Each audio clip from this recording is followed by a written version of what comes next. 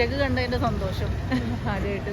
പിന്നെ ഏത് കഥാപാത്രവും നമുക്ക് ഏത് രീതിയിലാണ് അഭിനയിക്കുന്നതിന് ഒരു ഇല്ല, കണ്ടിരിക്കാന്നല്ല, ഭയങ്കരമായിട്ട് ഫീലായിപ്പോയി, പറയാൻ പറ്റുന്നില്ല.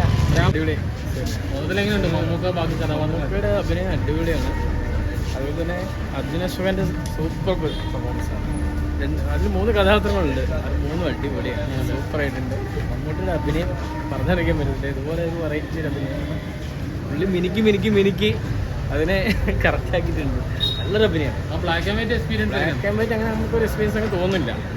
വളരെ കളർഫുൾ ആയിട്ടുള്ളൊരു സിനിമയാണ്, അടിപൊളിയാണ്, എല്ലാവർക്കും കാണാം. Thank you. സിനിമ കൊള്ളാം, കുഴപ്പമില്ല. 3 പേരേ ഉള്ളൂ സിനിമയിൽ അഭിനയിക്കാനായിട്ട്, അതിനൊക്കെ ഭംഗിയാക്കിയിട്ടുണ്ട്. ഒരു നല്ലൊരു ആർട്ട് ഫിലിമായിട്ട് എനിക്ക് തോന്നി. നല്ലൊരു ആർട്ട് ഫിലിമായിട്ട് ഇതിനകത്ത് ആർട്ട് ചെയ്തിരിക്കുന്നത് എങ്ങനെയുണ്ട്? ടോട്ടലി മുഴുവൻ ഒരു ആർട്ട് വർക്കും കാര്യങ്ങളൊക്കെ എങ്ങനെയുണ്ട്? നല്ല ആർട്ട് വർക്കേ ഉള്ളൂ.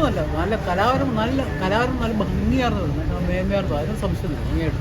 ഇതിൻ്റെ മേക്കിംഗ് എങ്ങനെയുണ്ടായിരുന്നു? ഒരു ഡാർക്ക് ടൂണാണല്ലോ ആ ഒരു മേക്കിംഗ് ലെവലൊക്കെ. അത് നമ്മുടെ പഴയ കാലഘട്ടത്തിലെ സിനിമയിലേക്ക് ഒരു പോയ ഓരോ തോന്നുന്നുണ്ട്. ആ ഒരു ഫീലിംഗ് ഞാനുണ്ട്. എങ്കിലും പട്ടത്തിൽ നല്ല ബ്ലാക്ക് ആൻഡ് വൈറ്റ് സിനിമയൊക്കെ തിയേറ്ററിൽ കണ്ടിട്ടുണ്ട്. അപ്പോൾ അത് ഇതായിട്ടൊരു ഫീൽ എങ്ങനെയാണ്, ഡിഫറൻസ് എങ്ങനെയാണ്? പഴയ ബ്ലാക്ക് ആൻഡ് വൈറ്റിലുണ്ടായിരുന്ന ആ ടെക്നിക്കിൽ നിന്ന് പുതുതായിട്ടുള്ള മോഡേൺ ആയിട്ടുള്ള ടെക്നിക്കോട് ഉൾപ്പെടുത്തിക്കൊണ്ട് കുറേ കൂടി നല്ല കാര്യങ്ങൾ നമുക്ക് കുറച്ചുകൂടി നല്ലൊരു ഒരു ആസ്വാദനം കിട്ടുന്നു. നമുക്കുടെ പെർഫോമൻസ് എങ്ങനെയുണ്ട്? ഗംഭീർ. എക്സ്പീരിയൻസ് അടിപൊളിയായിരുന്നു. പഴയ കാലത്തിലോട്ട് കൊണ്ടുപോയി. നമുക്കുടെ പെർഫോമൻസിനെ കുറിച്ച് ഒന്നും പറയാൻ പറ്റുന്നില്ല, അതിലോട്ട് അലിഞ്ഞു പോയിട്ടുണ്ട്.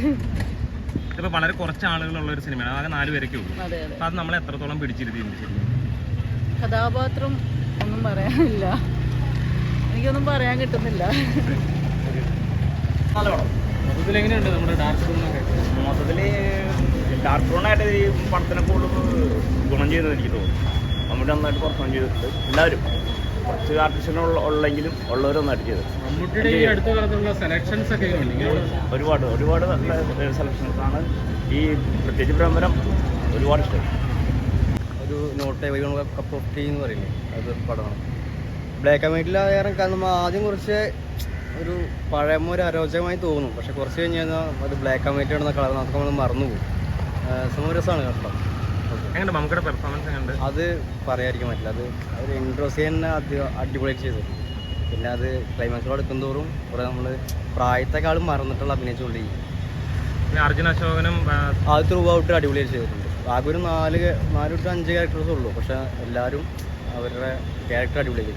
മമ്മൂക്കയുടെ ഈ സെലക്ഷനൊക്കെ ഇങ്ങനെയുള്ള സെലക്ഷനാണ് നിങ്ങൾ പ്രതീക്ഷിക്കുന്നത്? അതെ. ഇത് മമ്മൂക്ക എന്നൊക്കെ പറഞ്ഞു കഴിഞ്ഞാൽ മലയാള സിനിമ തന്നെ മാറിപ്പോണ തരത്തിലുള്ള കഥകളാണ് ഇപ്പോൾ പറഞ്ഞുകൊണ്ടിരിക്കുന്നത്. ഇനിയിപ്പോൾ മമ്മൂക്ക ഇനിയിപ്പോൾ ആരായാലും ഇങ്ങനത്തെ കുറേ കഥകൾ എത്രത്തോളം വന്നു അത്രത്തോളം നല്ലത്.